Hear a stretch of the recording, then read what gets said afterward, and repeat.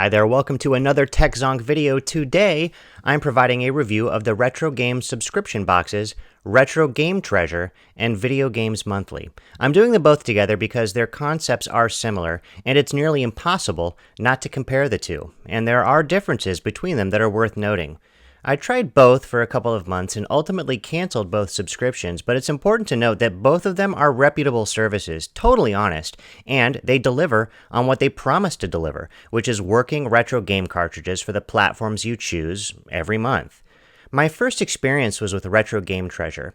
First, I really loved that they had the web-based profile manager that allows you to pick not only your system preferences, but your game type preferences as well. That was hugely important, and I believe it allowed them to come closer to delivering games that I would like.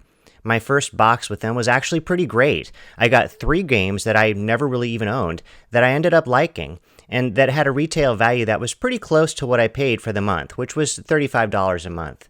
I felt I was off to a good start with Retro Game Treasure, and I was going to hang on to them. Next, I tried Video Games Monthly.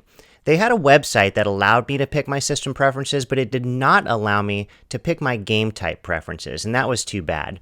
Both Retro Game Treasure and Video Games Monthly did allow me to enter in my library of game cartridges to ensure that I wouldn't receive duplicates, and that was definitely important because that was one of my fears. It was just a little bit challenging to make sure that I was entering the games that I received into both of these library websites at a time.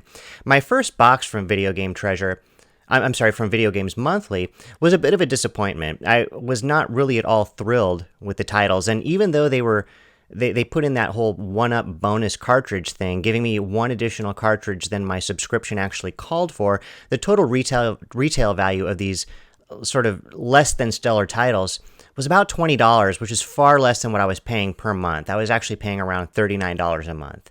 So I was not happy. But I was willing to give it another try, so I did hang on to that subscription for another month. Later, I got a second box from Retro Game Treasure. I had high hopes for this one because my first box was pretty darn good. My subscription calls for only 3 games, but to my surprise, I received 4 games. The problem was the games weren't really all that great, in my opinion. Aside from being not terribly interesting to me, the total retail value of the games was about $14, which is significantly less than the $35 a month that I was paying for. At this point, I wasn't sure if I wanted to try another month, but I held on because the first month with Retro Game Treasure was pretty great. My second box of Video Games Monthly came in, and I was really expecting something kind of terrible. To my surprise, I was pretty pleased. I got a really great assortment of games that I really liked, and the retail value was off the charts. It was easily over $50 and well exceeding what I was paying per month. I was totally blown away by the fact that they could absolutely miss the mark the first month, but just knock it out of the park the next, leading some in various message boards to suggest to me that they were actually aware that I was making these unboxing videos, and I'm not really sure if that's true. I deliberately chose not to tell either vendor about these videos just to ensure that I was getting typical service, so I don't really know if that's really true. Finally, I got one last box from Retro Game Treasure. In this box, I got a small collection of what were decent titles. Of course, the Namco Museum one was really well received by me because I love retro video games. The other 2 were okay games that I would probably enjoy paying.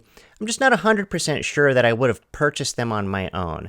Ultimately, the retail value on these games was pretty low at about $14, and of course far lower than what I'm paying per month, which was $35 for Retro Game Treasure. So at this point, I decided that the experiment was over, and I canceled both services. So would I recommend these services? Well, no, I actually wouldn't. I believe these services are for people who want to collect a large amount of video game cartridges to display a large collection, but don't want to do the legwork to locate and retrieve them. I don't think they're for people like me who are looking for interesting titles to play that they may have missed over time, or maybe titles that they once owned but eventually lost. And honestly, for the people who are looking for large collections, they might be better off just taking a couple $100s and buying a large lot from eBay, frankly. You could potentially spend a lot of money with these services before collecting a sizable volume of cartridges, and there's definitely better ways to do that. If you're like me and you want to play great games or locate the gems from your past that you miss, seek those specific titles out on your own. You'll save a lot of time and money. If you're still thinking about trying one of these services, however, but you're not sure which one to select, I recommend Retro Game Treasure. The ability to select your game type preferences is going to go a long way to ensure that you get something that closely matches your preferences. Anyway, thanks for watching this video, and I'll see you all in the next one.